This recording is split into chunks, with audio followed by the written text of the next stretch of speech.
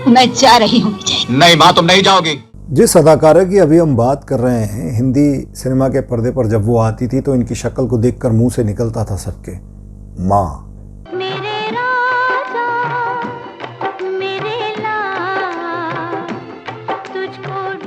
जी हाँ, उनके चेहरे पर ऐसी आभा थी, ऐसे एक्सप्रेशन थे कि बस उनका मासूम चेहरा देखकर सब बोलते थे कि माँ ऐसी ही होती है। सच्चाई का गला नहीं बोल सकते। तुम्हारी ये हिम्मत अपने डैडी के सामने मुंह खोला है, क्या यही सिखाया तुमने स्कूल में?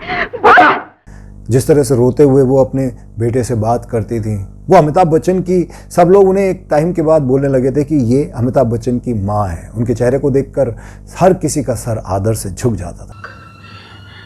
थक गया माँ, जिंदगी से लड़ते लड़ते बहुत थक गया माँ।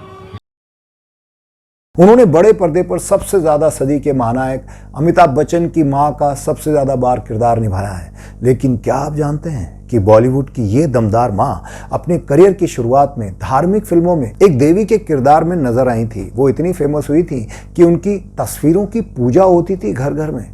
और क्या आप यकीन कर सकते हैं इस बात पर कि उन्होंने अपनी इस इमेज को तोड़ने के लिए वो तंग आ गई थी, क्योंकि एक हीरोइन के लिए बड़ा ज़रूरी होता है, एक एक्ट्रेस के लिए बड़ा ज़रूरी होता है कि वो अलग अलग तरह के रोल करें, वरना लोग उनके नाम के साथ स्टैंप लगा देते हैं कि ये सिर्फ बोल्ड हीरोइन हैं, ये कॉमेडी ही कर सकती हैं, ये एक तरह के माँ के रोल कर सकती हैं, देवी बन सकती हैं। यही हुआ था उनके साथ। और इसी बात से तंग आकर उन्होंने उस चीज़ को तोड़ने के लिए कुछ बोल्ड सीन करने की कोशिश की, कुछ बोल्ड सीन भी दी और पर्दे पर तलवार लेकर भी उतर गई, ताकि लोग उस चेहरे को भूलकर एक नए चेहरे को देख सकें। और क्या आप मानेंगे कि रियल लाइफ में ऐसी आदर्श माँ के बच्चों ने उन्हें रियल लाइफ में इतनी तकलीफ दी, उन्हें इतनी परेशानी दी, इतनी तकलीफ दी कि उनके एक बेटे ने उनको घर से निकाल दिया।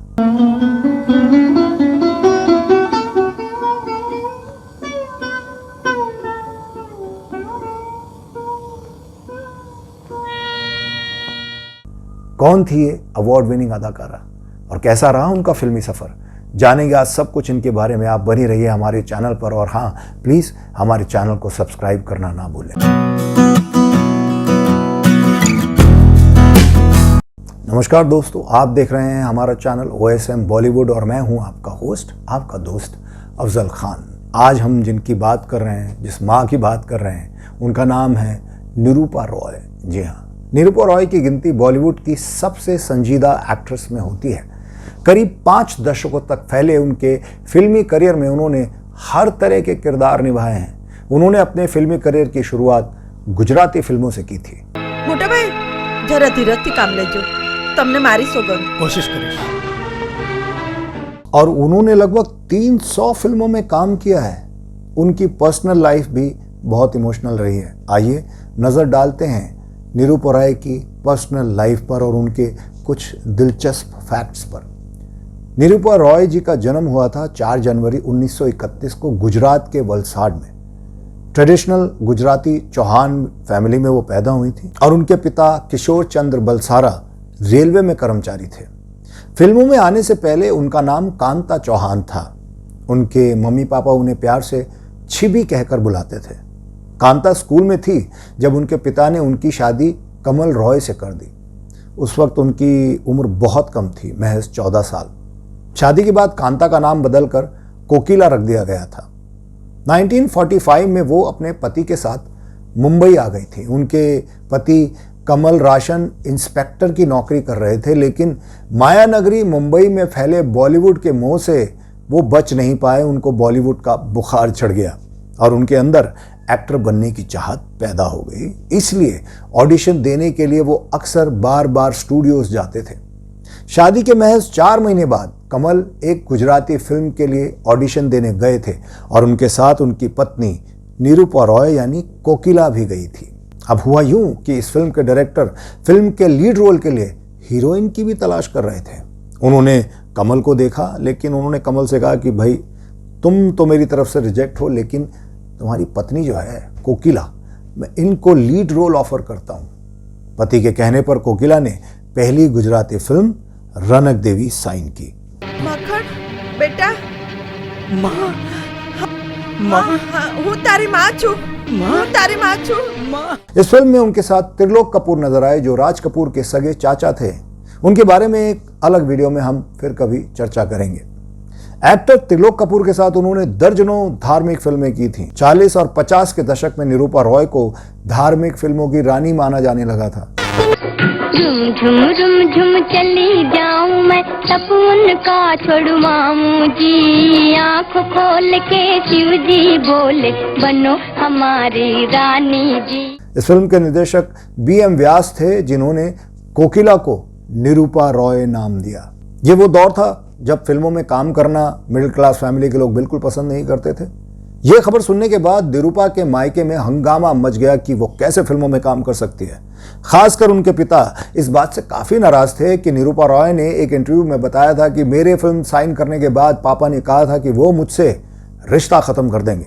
वक्त के साथ सभी ने मेरे फिल्मी करियर को अपना लिया था, लेकिन पापा अंतिम सांस तक अपनी कही बात पर अड़े रहे। मेरी माँ मुझसे छुपकर मिलती थी, लेकिन पापा कभी मिलने नहीं आए।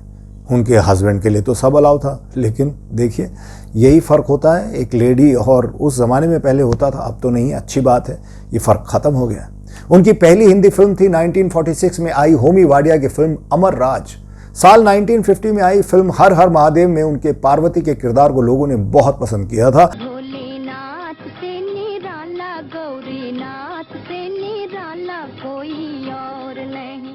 और इसके फौरन बाद जब वो वीर भीमसेन में द्रौपदी के किरदार में नजर आई तो दर्शक उन्हें देखकर उतावले हो गए। उनके एक्टिंग के कायल हो गए लोग, दीवाने हो गए। शुरुआती दौर में उन्होंने फिल्मों में देवियों के किरदार के रूप में अपनी पहचान बनाई। उन्होंने एक दो नहीं बल्कि 16 फिल्मों में देवी का किरदार निभाया था। निरूपा रॉय देवी के किरदार में इस कदर छाप छोड़ी कि लोग उन्हें सचमुच की देवी मानने लगे थे। नौबत तो यहां तक आ गई थी कि लोग उनके घर जाकर उनके पैर छूते, भजन गाते थे, उनको देवी मानते थे। भाई बोलो रे लाला हो है कोई लेने वाला। निरूपा रॉय को अपनी देवी की इमेज से बाहर निकलना था और उन्हें मौका भी मिल गया।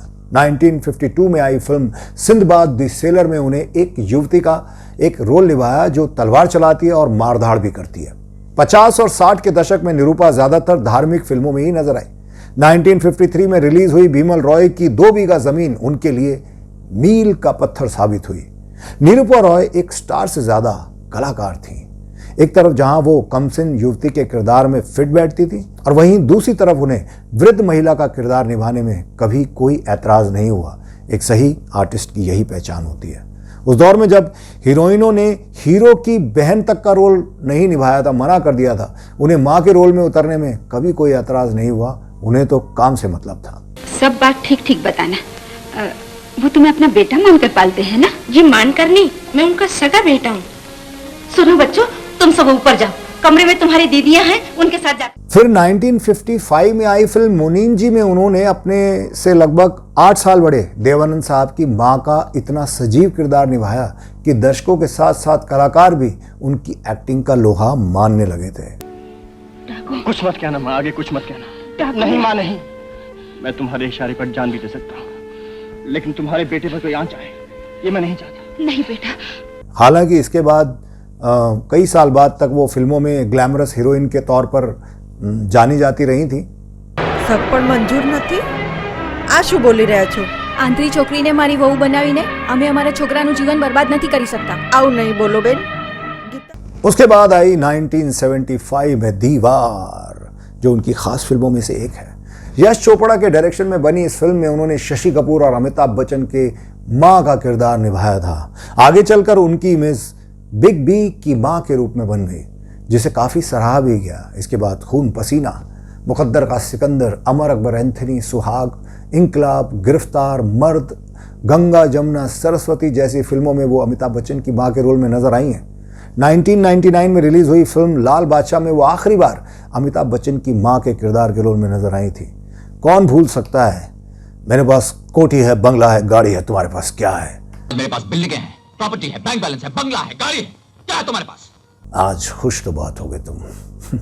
कमाल के डायलॉग लिखे गए थे और कमाल की फिल्मों में उन्हें काम करने का मौका मिला। उसके बाद निरूपा राय 2 फिल्मों में नजर आई। 1999 में रिलीज हुई जहां तुम ले चलो और 2001 में आई लव यू हमेशा।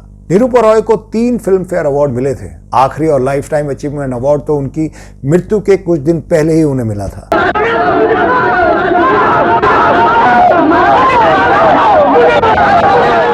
कमाल का अभिनय रहा है उनका, कमाल का काम किया है उन्होंने। उनकी दमदार एक्टिंग ऐसी है दोस्तों जो ऑडियंस के दिल को छूती है। आज भी उनकी फिल्में देखें तो आपको पता चल जाएगा वो कितनी बड़ी एक्ट्रेस थी।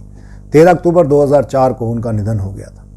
वक्त के साथ साथ निरूपा रॉय बॉलीवुड में बहुत नाम कमा चुकी थी। कहते हैं निरूपा ने कभी 150 प्रति महीने पर भी फिल्मों में काम किया था, सिर्फ 150 रुपए तनख्वाह पर। और धीरे धीरे उन्होंने ये सब पा लिया जिसका ख्वाब लेकर वो मुंबई आई थी और जिसका ख्वाब लेकर लोग अक्सर मुंबई भागते हैं, आते हैं, लेकिन हर कोई सक्सेसफुल नहीं हो पाता। नेपियन सी रोड पर निरूपा रॉय का जो घर है उसकी कीमत करोड़ों में है, जिसे निरूपा रॉय ने साल 1963 में खरीदा था। दोस्तों, निरूपा रॉय को गाड़ी, घर और सभी शान शौकत मिली, लेकिन उनके अपने ही बच्चों में वो प्यार नहीं पनप पाया जो पर्दे पर उनके बच्चों में नजर आता था। खबरों की माने तो उन्होंने अपने एक बेटे को घर से इसलिए निकाल दिया क्योंकि वो उन्हें मारता पीटता था। निरूपा रॉय का साल 2004 में निधन हो गया था। उनके घर को लेकर उनके दोनों बेटे किरण और योगेश दोनों आपस में लड़ने लगे। साल 2015 में जब निरूपा के पति कमल की मौत हो गई तो प्रॉपर्टी विवाद का ये मामला पहुंच गया कोर्ट तक। इस प्रॉपर्टी की कुल कीमत 100 करोड़ के आसपास है।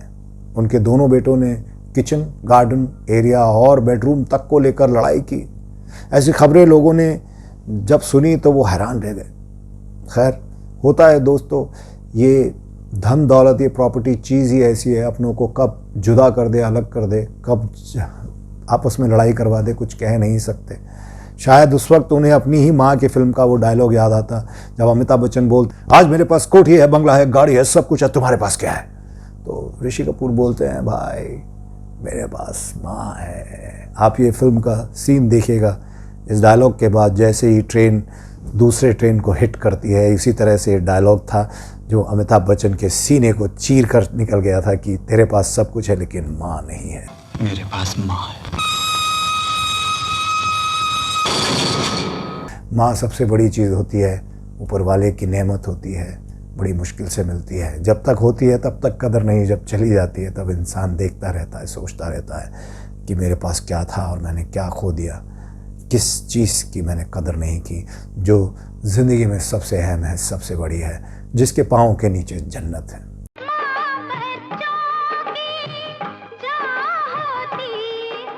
उम्मीद है दोस्तों आपको हमारा ये प्रोग्राम पसंद आया होगा। हमें ज़रूर लिखिएगा। अगर निरूपा रॉय जी से रिलेटेड कोई भी बात है तो हमें बताइएगा और प्लीज़ हमारा प्रोग्राम, हमारे चैनल सब्सक्राइब ज़रूर कीजिएगा, इससे हमें हिम्मत मिलती है। देखते रहिए हमारा प्रोग्राम। मैं फिर मिलूँगा आपसे। आप अपना ख्याल रखें। टेक केयर, बाय बाय, अल्लाह हाफिज़, राम राम।